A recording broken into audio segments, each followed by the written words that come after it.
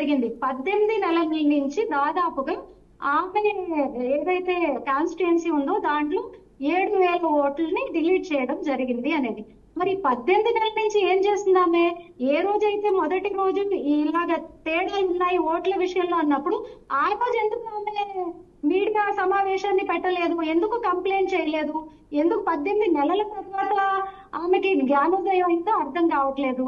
రెండోది, ఆమె రేవంత్ రెడ్డి కాన్స్టిట్యుయెన్సీ గురించి మాట్లాడింది, పక్కన కర్ణాటక కాన్స్టిట్యుయెన్సీ గురించి మాట్లాడింది. ఆయన కాన్స్టిట్యుయెన్సీలో ఏమో 800 ఓట్లు డిలీట్ చేశారట. కానీ పక్కన ఇక్కడ 33,000 ఓట్లు 2 ప్రాంతాల్లో ఉన్నాయి. దానివల్ల రేవంత్ రెడ్డి గెలిచాడు అని డైరెక్ట్ గా ఓటు చోరీ చేసి గెలిచాడు అని చెప్తుంది.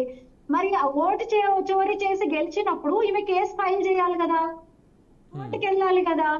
ఎవరు చేయాలా పని స్వాతి గారు? కనీసం ఈ రాష్ట్రంలో ఎన్ని జిల్లాలు ఉన్నాయనేటువంటి అవగాహన లేకుండా మాట్లాడినటువంటి మీకు తెలంగాణ ప్రాంతం గురించి ఏం అవగాహన ఉంటది? ఎందుకు మాట్లాడతారు? ఈ రాష్ట్రంలో ఎన్ని జిల్లాలు ఉన్నాయో తెలియదు మీకు.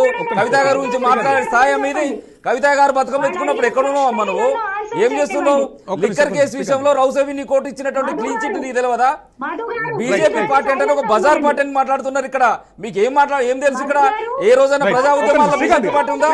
ఏ రోజైనా తెలంగాణ సమస్యల్లో బీజేపీ పార్టీ ఉందా? సిగ్గుండాలి కదా. 8 మంది ఎంపీలు ఉన్నారు, 2 కేంద్ర మంత్రులు ఉన్నారు.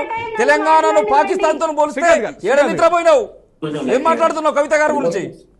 నోరు అదుపులో పెట్టుకొని మాట్లాడాలి. ఒక మహిళ పైన మాట్లాడేటప్పుడు మహిళగా ఉండి. శ్రీకాంత్ గారు, స్వాతి గారు